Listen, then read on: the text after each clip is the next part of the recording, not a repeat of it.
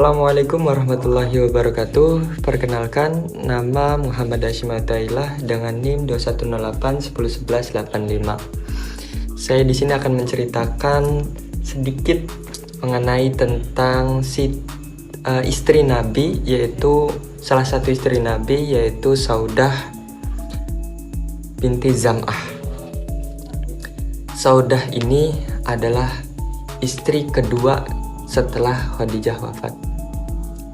Adapun tugas ini saya buat untuk memenuhi tugas akhir kajian kitab kuning akidah. Ya, kita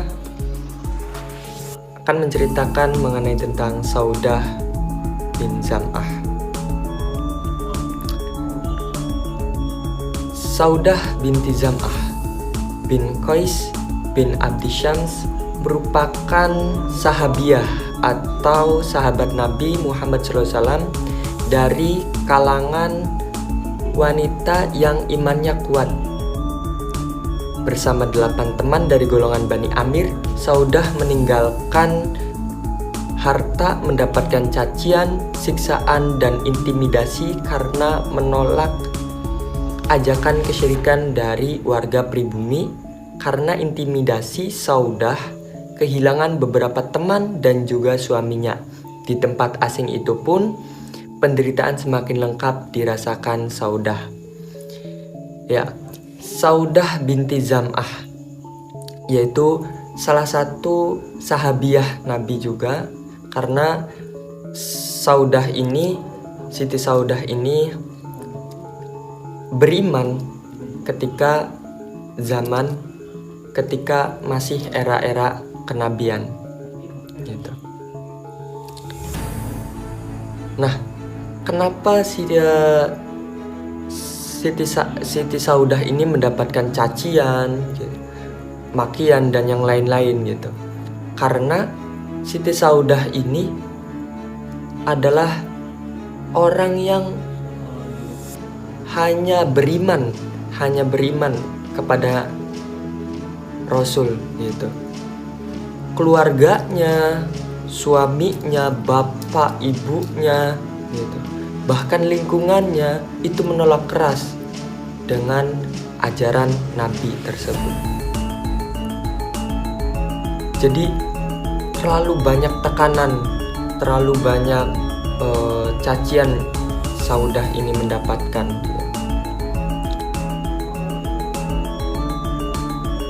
Dan kebetulan juga suaminya ini adalah suami dulunya adalah Sakron, dan mempunyai anak dengan Siti Saudah ini 6 gitu. Ada yang menyebutkan 5 atau 6. Itu mengenai tentang suaminya. Adapun nama asli bapaknya yaitu Zam'ah bin Qais dan ibunya Asamus binti Qais. Dan tinggalnya Siti Saudah ini itu di kalangan suaminya yang menolak keras ajaran Nabi tersebut. Melihat hal itu, Rasulullah SAW menaruh perhatian pada Saudah. Oleh karena itu, tiada henti-hentinya Khawlah binti Hakim As-Salimah menawarkan Saudah untuk beliau, hingga akhirnya beliau mengulurkan tangannya untuk Saudah. Teguh Pramono dan bukunya 100 Muslim terhebat sepanjang masa, inspirasi para muslim yang dicatat dengan tinta emas, menuliskan Rasulullah SAW mendampingi Saudah dan membantunya menghadapi kerasnya hidup, apalagi kala itu umur Saudah telah mendekati usia senja hingga membutuhkan seorang yang dapat menjaga dan mendampinginya. Telah tercatat dalam sejarah, tak seorang pun sahabat yang berani mengajukan masukan kepada Rasulullah tentang pernikahan beliau setelah wafatnya Khadijah. Khadijah telah mengimani Rasulullah SAW di saat manusia mengufurinya dan menyerahkan seluruh hartanya di saat orang lain menahan bantuan terhadap Rasulullah gitu. Dan bersamanya pula Allah SWT mengaruniakan kepada Rasulullah SAW putra putri yang baik. Nah, jadi selepas peninggalan Siti Khadijah, Rasulullah SAW merasakan kesedihan yang amat besar, karena beliau juga sama seperti kita manusia biasa, merasakan galau, merasakan sedih dan yang lainnya gitu, karena ditinggalkan oleh istri tercintanya, yaitu Siti Khadijah. Nah, para muslim, khususnya sahabat-sahabat Rasulullah SAW, itu tidak mau melihat pemimpinnya itu terus dalam kegalauan gitu, dan tidak mau melihat Rasul ini selalu sedih gitu karena ditinggal oleh istrinya. Akhirnya diutuslah Khawlah ini untuk berbincang dengan Nabi mengenai pernikahan beliau. Ada suatu riwayat juga bahwasannya Khawlah ini adalah orang yang dulu pernah menjodohkan atau menawarkan mengenai tentang Siti Khadijah ini untuk dipinang oleh Rasulullah gitu. Jadi posisi Khawlah ini contoh gampangnya sebagai comblang atau jodoh gitu kan. Karena Khawlah ini baik gitu. Salah satu perbuatan yang Allah sukai gitu, yaitu apa? Yaitu memberikan kebahagiaan ke orang lain gitu, dan memberikan kebahagiaan ke orang muslim itu. Nah, diutuslah Khawlah untuk berbincang gitu. Ditawarkan dua wanita, ada yang masih gadis dan ada yang udah lanjut usia. Kata Rasul, siapa yang masih gadis? Yang masih gadis adalah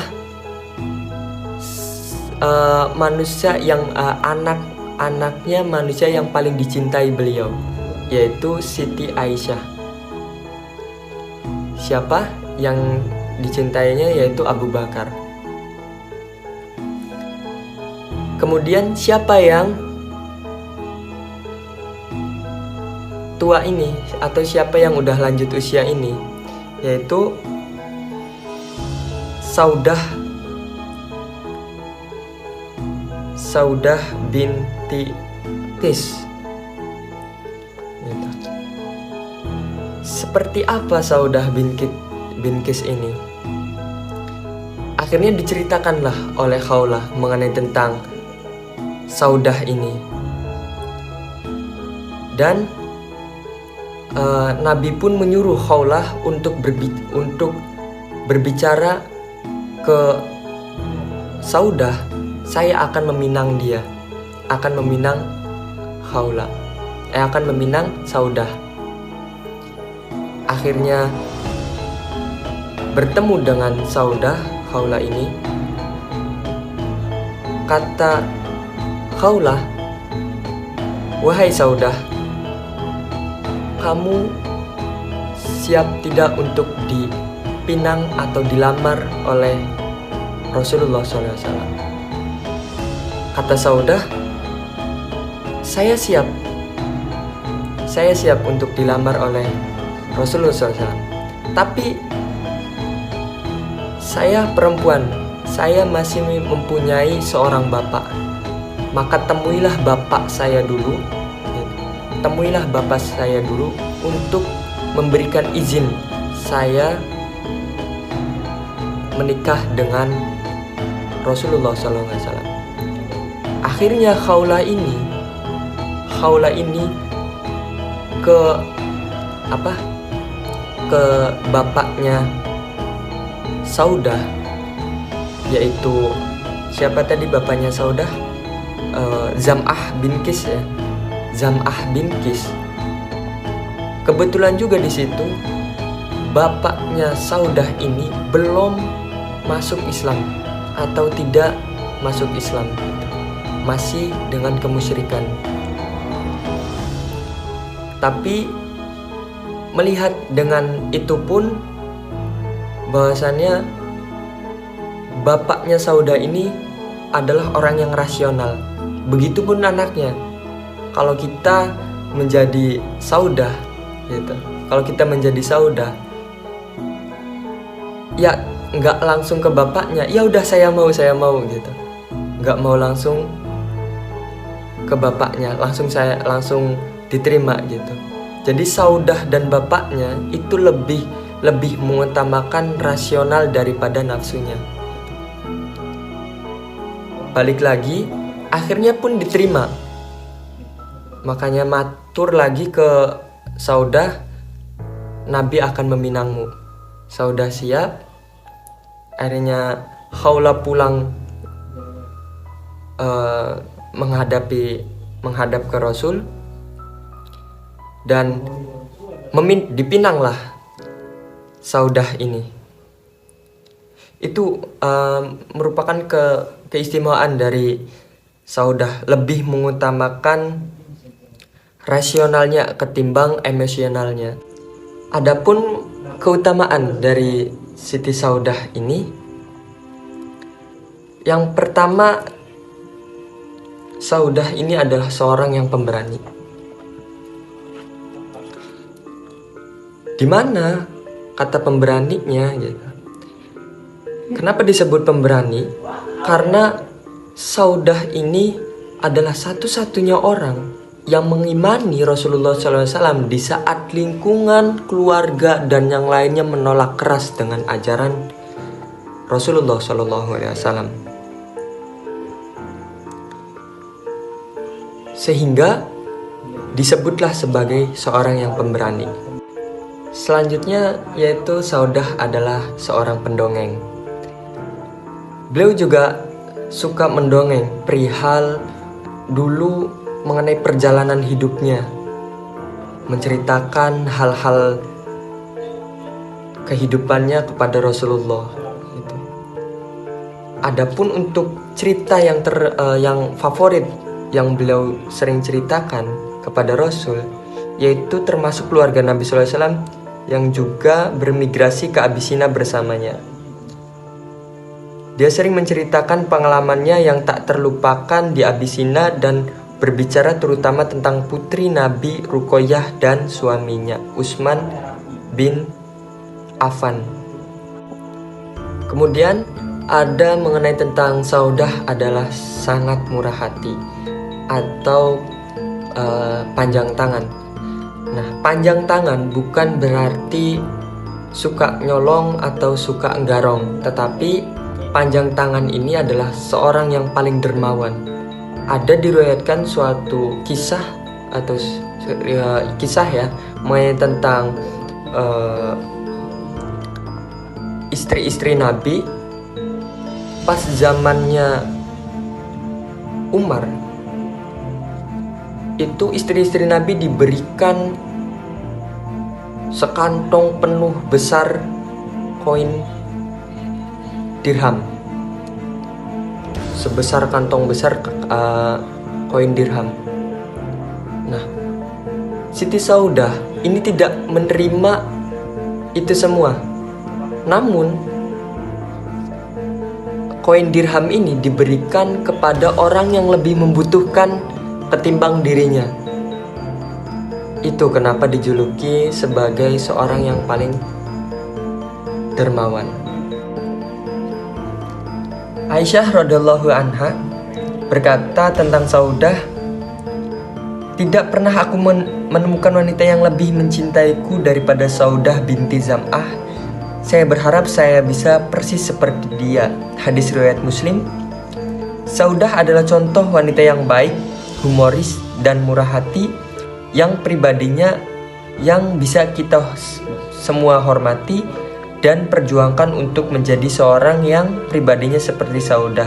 Dia memegang peran yang dalam perkembangan awal umat Islam dan termasuk generasi terbaik umat manusia. Jadi, kenapa Aisyah bilang begitu? Karena perselisihan umur dari Siti Saudah dan Siti Khadijah ini beda jauh gitu. Siti Saudah menikah di umur 55 tahun gitu, bersama Nabi berumur 50 tahun, dan Aisyah nih masih kecil. Makanya Siti Saudah sering ngasih arahan atau mendidik Aisyah ini menjadi istri yang lebih baik. Saudah binti Zam juga meriwayatkan dalam periwayatan hadis. Saudah hanya meriwayatkan hadis dari Rasulullah SAW, salah satunya mengenai hewan sembelihan yang dimuat dalam Sahih Bukhari. Di antara murid-muridnya adalah Ibnu Abbas dan Yahya bin Abdullah Al-Ansori.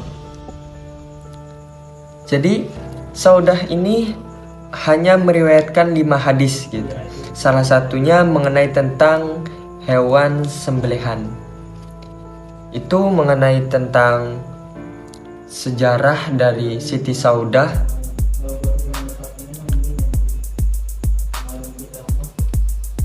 Kurang-kurangnya mohon maaf. Saya pamit undur diri. Wallahu muwaffiq ila aqwamit thoriq. Wassalamualaikum warahmatullahi wabarakatuh.